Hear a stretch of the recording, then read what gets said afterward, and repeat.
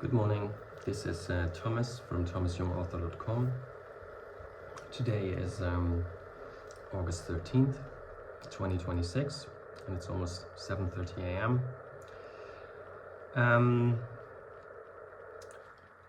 Today I want to talk about a subject I will call boyfriends. I'm going to tell you something about my last boyfriend, with whom I had a relationship for like 4 or 5 years, and what that relationship tells you about, sort of, the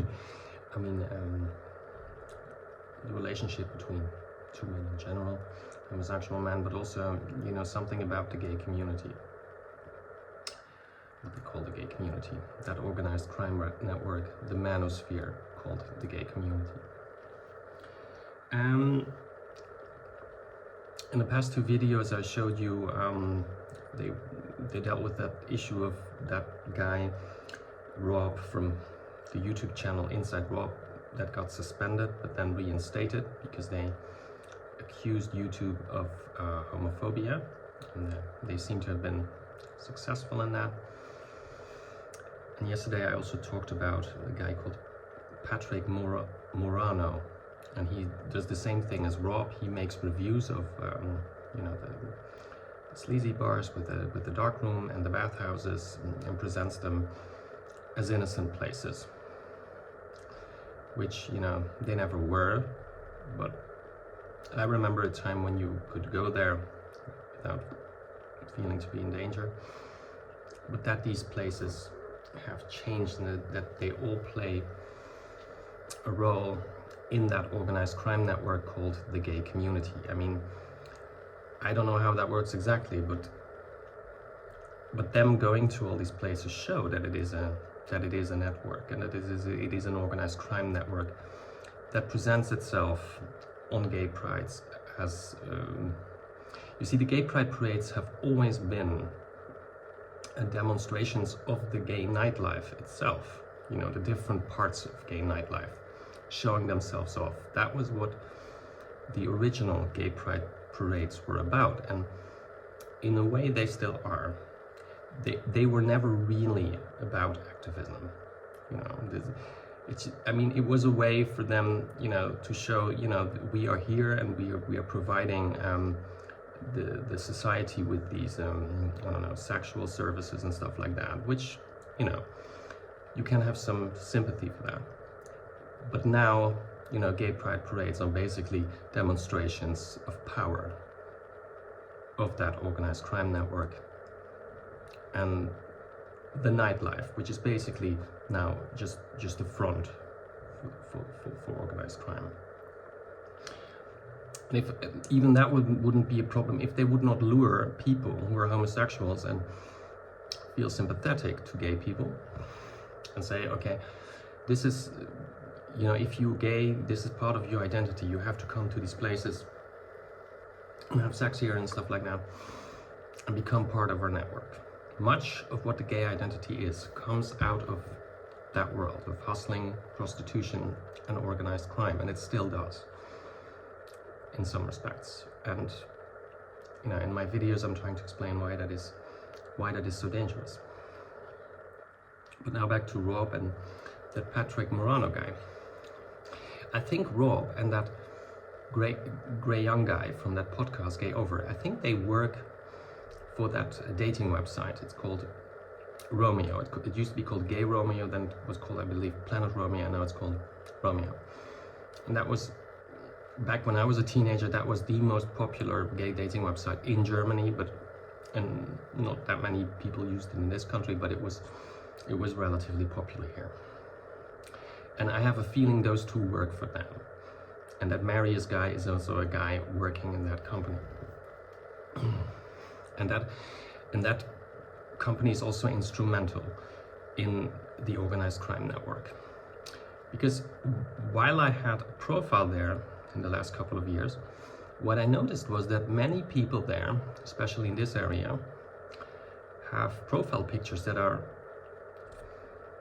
outdated, and not just a bit outdated, but they're from 15-20 years ago. And then you wonder, is it just because they they got older and they don't want to show how they look. I mean, that is one reason, but that is not the only reason. This is basically the criminals signaling, we are criminals and we own this place, and this is them showing power. And you would expect from an professional IT company, which they in the end are, a social media company, that they would notice these things. I mean, this is not difficult to detect, and would tell these people, listen people, you are basically fooling people here by having profile pictures that are wildly outdated, but you know, the management, the ownership of that company does not seem to mind. So they are complicit in organized crime. So going on these websites, having dating profiles there, that is not innocent anymore. And a while ago I watched an interview with, you know, the guy behind the Grindr dating app. I mean, you don't have to be very smart to know what these people are all about. I mean, many of these people are my age or older, and if you listen to them speak, I mean, as I told you before, these are cruel teenagers, these are criminals, these are horrible people. And then, you see, my last boyfriend worked for that company in Amsterdam. They have their head offices in Berlin, and then they have an affiliate here in Amsterdam, probably for tax reasons, I don't know. But then my boyfriend used to work there. So when I met him, which was it the year 2011, 2012,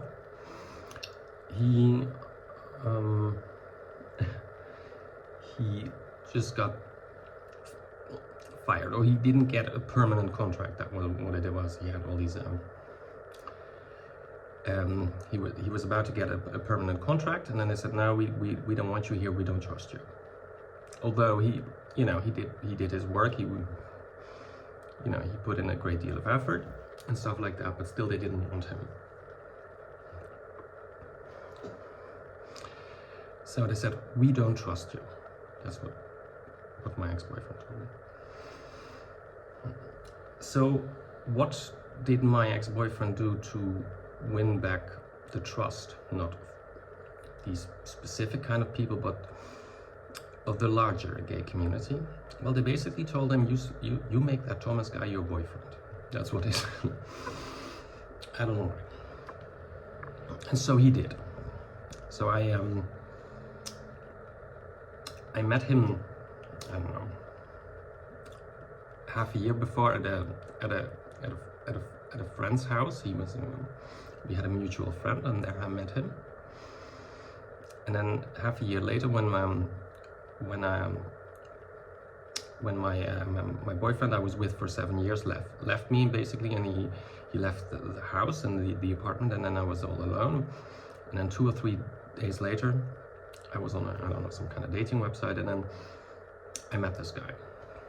And then and from the start he was very active in making me his boyfriend. I mean, I think on the first night or the second night we hung out together, he basically asked me to move in with him, which was really strange because, you know, he was the kind of guy who never had a boyfriend before, and he was proud of that. he told his friends, I mean, he was proud of that. So it was a little strange that he wanted me as a boyfriend now. But you know, there was a lot of things I liked about him, and there were a lot of things I wanted from him.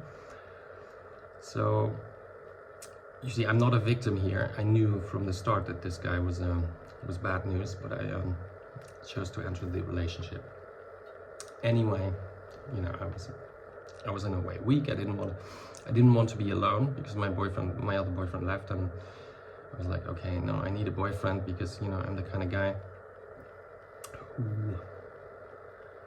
you know, I need a boyfriend around because I find it soothing. But of course, that's not a good reason to have a boyfriend. But, you know, that's how I was back then.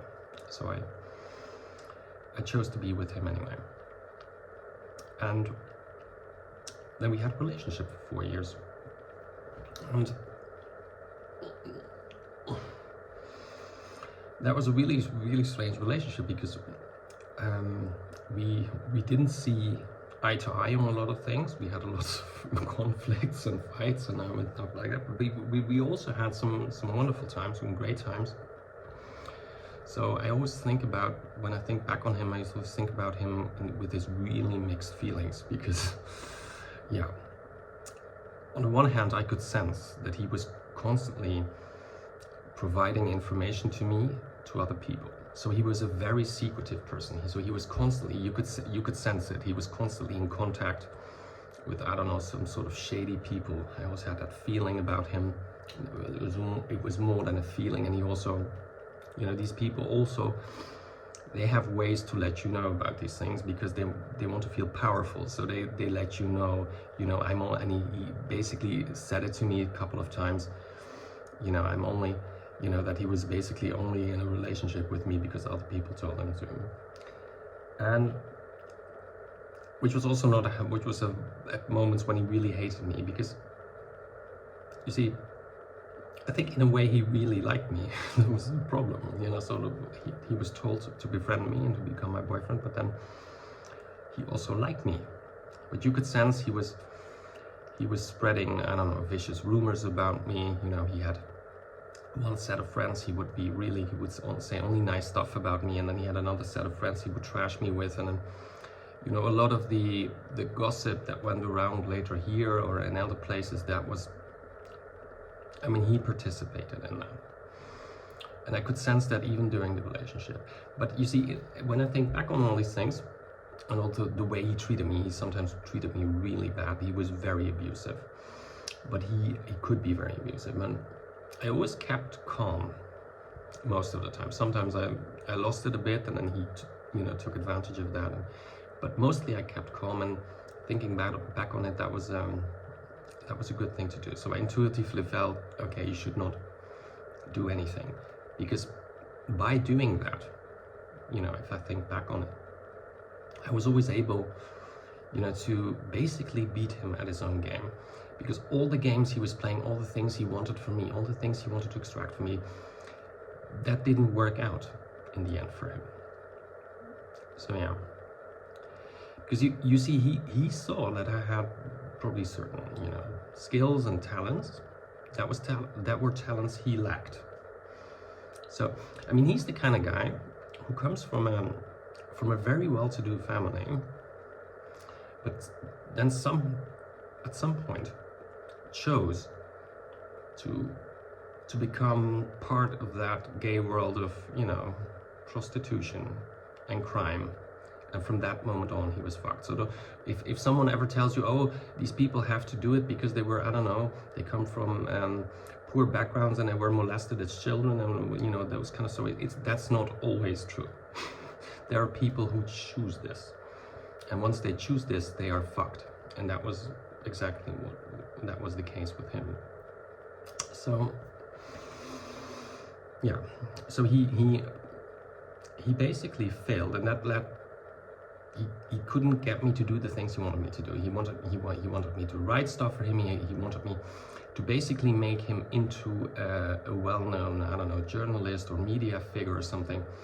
But what he didn't understand was that, first of all, if you want that, and if you want my help with that, you cannot treat me like shit. You have to be nice in a way. You cannot lose it over small things and stuff like that. So he was constantly not only sabotaging me, but sabotaging himself.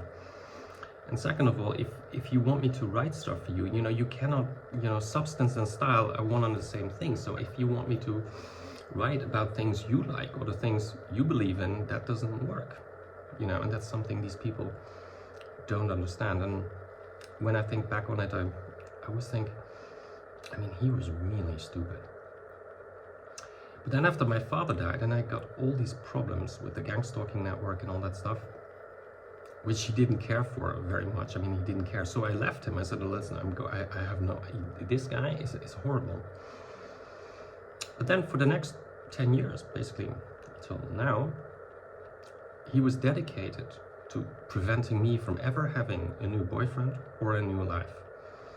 So he would always come back into my life every once in a while, And now when I think back on it, he would call me out of the blue, you know, sort of very irregularly, and you know, and then he would act as if he were still my boyfriend and stuff like that, because, you know, they want to stay in your head, and so in order to prevent you from ever, you know, having a normal life. So I think the piggy network, or the gang stalking network, he was once involved, and told him to basically do that.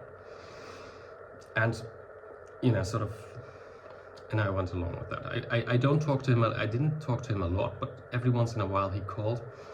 And what he would usually do, the first call he would be like really nice, and we would talk really nice, and it would feel like really good. And then the second or the third call he would get like really nasty. He would make up things. He would become very insulting, you know, just in order to upset me. And then he knows me, and he knows me inside out, so I would be upset for days, and then I would be. So he was also, he played a part in the gang stalking network. And a couple of years ago, after I had that horrible accident, he was the first one to call me. So he got informed by the network about what was happened to me, and he was basically calling me after that on a daily basis, you know, to extract information from me and to, you know, tell other people about it. Because the people he has to report to sometimes contacted me, for example, on these dating websites, and then they would send me like creepy messages, or, you know, to let me know that they are in charge of my then ex-boyfriend. You know, in my first essay, I talked a lot about, you know, Gore Vidal, and how he provided me with a language about why I hate, you know, the identity surrounding homosexuality so much, and why I hate the people who, you know, the professional gays who claim to speak on behalf of that so-called community, why I hate them so much. So he provided me with a language early on, and I'm really grateful for that.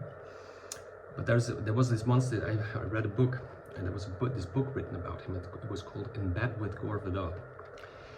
And in that book, that biographer describes, he says that, you know, Vidal had this kind of sex life where he would pay hustlers money on a daily basis together with his partner, and then have sex with them. And then when asked about this, Vidal said, well, listen, this is the most honest way to have sex. You know, and back then I thought, well, that's a little cynical. Why is he saying that? It's this horrible thing to say. But I think I know what he meant by that. That by giving people money, because, you know, not only with my ex-boyfriend, but also, you know, a lot of other people that approached me for sex, you know, they had, you know, oftentimes other motives, very sinister, sometimes even sinister, ulterior motives for doing that. So, yeah, be aware who you sleep with. Well, that was it for today. Thank you for listening. Have a nice day. Bye-bye.